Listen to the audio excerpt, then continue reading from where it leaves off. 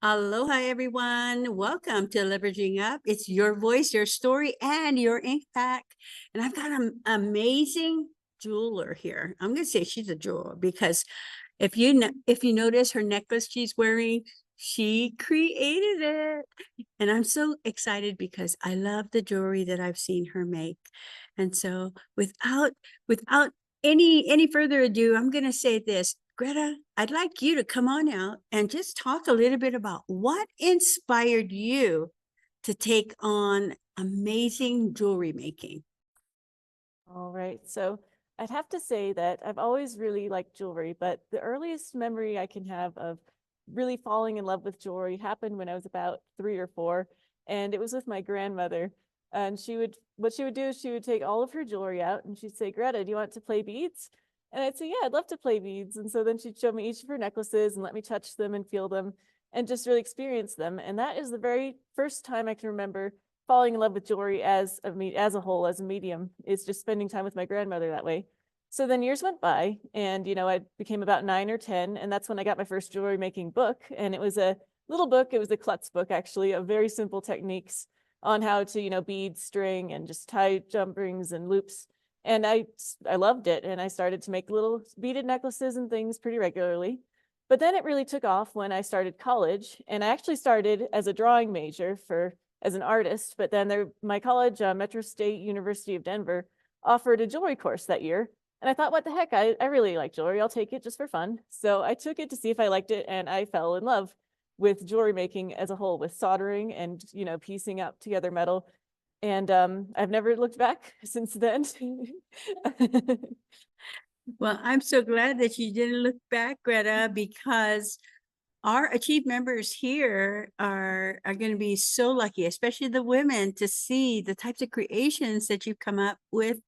And I'm even more excited because I am excited about highlighting you at one of our workshops so that you can show off the beautiful jewelry that you're making. How would you like that to happen? Gosh, I would absolutely love that. I'd love to show off my pieces, but I'd also love to, just talk to people a little bit more about the jewelry process, because I've worked in the industry for about 10 years now in both the creative side and as well as the repair side. And I noticed that a lot of people don't really know the ins and outs of jewelry repair. We'll have the idea I need to get my ring sized, but what does that really mean? And I'd love to, take people a little bit more in depth of what I do and how that works and kind of demystify that process, because to me, it's really fascinating and interesting. And that's knowledge I'd love to share with people as well. Well, that's a lot, Greta, and I'm excited for what you bring to the table when it comes to jewelry. And imagine that, guys. She doesn't just create it. She also can repair it. And so I'm excited because I got a couple of pieces that I'm going to need to bring your way, Greta. Absolutely. I can repair almost anything at this stage in my career. I have a lot of technical skills and I'm familiar with many different materials and metals, so I'm happy to help. Well, that's the only way to go, guys. So if you are out there, listeners and viewers, lean in because I'm going to be asking Greta some tips. Greta, can you give us some tips about the jewelry? Anything you want to share with us? Absolutely. I will say that it is very important to keep your jewelry clean, and cleaning your jewelry is actually simpler than you realize. One of the best things I'd say for keeping your engagement rings, necklaces clean is actually just Windex. If you give it a little bath in Windex, that will keep it in really nice shape, keep everything shiny and sparkly.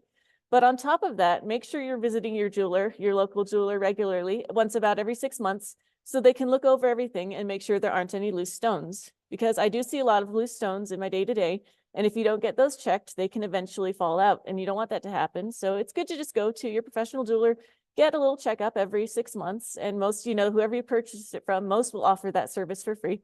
So just make sure you take good advantage of that. And another tip I would love to give to everyone out there is please don't wear your rings when you shower or when you're working with your hands. It's not very good for them.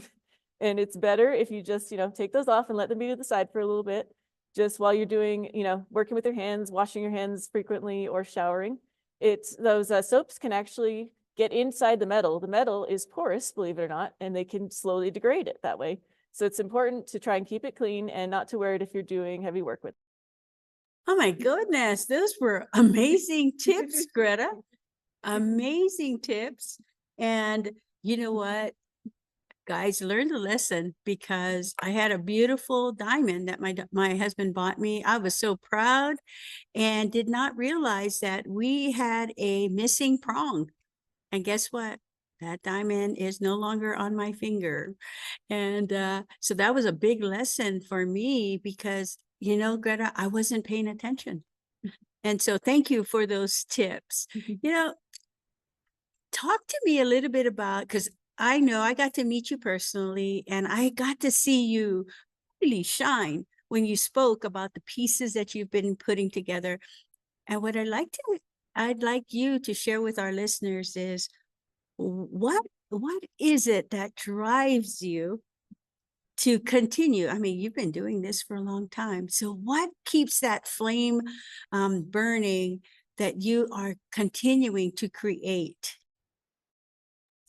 That is a fabulous question, and thank you for asking that because I ask myself that quite often sometimes. I think, why do I keep doing this? But then it hits me.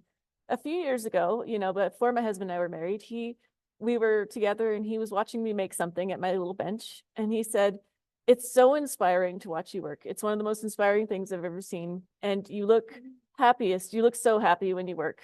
And he actually supported me to start this business and inspired me in that way because of how happy it made me. And that's the thing. It's my favorite thing to do at the end of the day. If I had all the time in the world, it's all I would do is just make my designs, make the things I love, work with my hands all day. It's really something I'm passionate about. Sometimes it's a little hard to explain. It's a little vague, but it keeps me going. That's amazing. What a touching story to hear the support of your husband. And I know I got to meet him too, and he's here also at the convention. And just just a positive reinforcement about support and encouraging, you know, for you, you're an entrepreneur, encouraging the entrepreneur to follow their heart, follow that creativity that they want to do. You want to add anything to that, Greta? Yeah, I would just say that if you're really doing what you love at the end of the day, sometimes it might frustrate you. You might run into issues with it. You might say, "Oh, I don't think I like this anymore." But I don't think that's true. Deep down, it's what you love. It's what you've chosen. And you'll always return to that state of just being happy with what you're doing. And it's okay to hit road bumps along the way. That's what I've learned, starting my own business, becoming an entrepreneur. It's okay. We're all learning. And each day you're just learning something new. And as long as, it's what you really love deep in your heart, it's gonna guide you. You stay with it and it'll keep you happy. Oh my goodness. You know, Greta, you've been doing this for a long time. You know, it says that you've been making jewelry for over 10 years. And in that 10-year time, what lesson have you learned that you are able to incorporate into your success today? Over 10 years of learning, let's see. That's a good question. I'd say that it's kind of technical, but just in that past 10 years, my soldering has gotten a lot better. And I've gotten faster. That's the main thing I can say is that it used to take me, weeks to finish a piece. And now it takes me a couple of days. And that's really helped, as a business owner to be able to make pieces a little more quickly and to see just how much I've grown as a person over that span of time. And it's tangible evidence of I can look at something I made 10 years ago and say, oh gosh, I didn't know what I was doing. And now today I can see all the skills I've developed, everything I've learned in that time, and how it coalesces into this new piece that I've just made. So it's really fascinating just to see my own journey from then to now. You know, you mentioned that making mistakes and feeling that fear and that they're not alone. You want to talk a little bit about that? Absolutely. Absolutely. So oftentimes it's really overwhelming, but if I have any advice for fellow entrepreneurs out there, it's that you've already taken that first step and that is huge. Take some time to really congratulate yourself for that, pat yourself on the back. You're doing just fine and everybody's learning. Nobody has all the answers. It's okay to, be unsure sometimes, but every day you try something new, just learn a little bit more. And yeah, just congratulate yourself for where you are. Keep encouraging yourself. And you'll think you feel a lot better. Those are things that have helped me a lot on my journey. All right. Thank you so much, Greta. I hope some of our listeners and our viewers really leaned in because she gave you some really good tips about that. And Greta, if someone were to would want to get in touch with you, what would be the best way to do that? Absolutely. I'd say the best way to keep in touch with me is visit my website, which I am always updating and adding new things to. My website is https://glasswing or https://glasswing.shop. It's not .com, it's .shop specifically. That's a good place to visit me. I'm also available by email, and my email is Greta, Greta, at Margretta's, which is on my name tag here, margarete.art. So yeah, you can visit me in those ways and send me an email, shoot me a text, and I'm always available. That's amazing. And for those of you listening and viewing in, we will have her information that'll scroll across the screen for you so you can definitely connect with Greta. Greta, are there any last words that you'd like to give to our audience today? I'd just like to say thank you so much for having me today, Mamie, and thank you for the interview. I've had a wonderful time here at the conference, and I'm enjoying every minute of it. And thank you so much, everyone. All right, guys. You know what?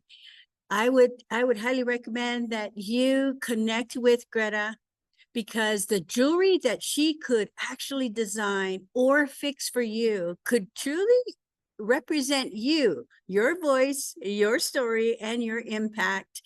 Thank you for joining us at Leveraging Up. Have an amazing day.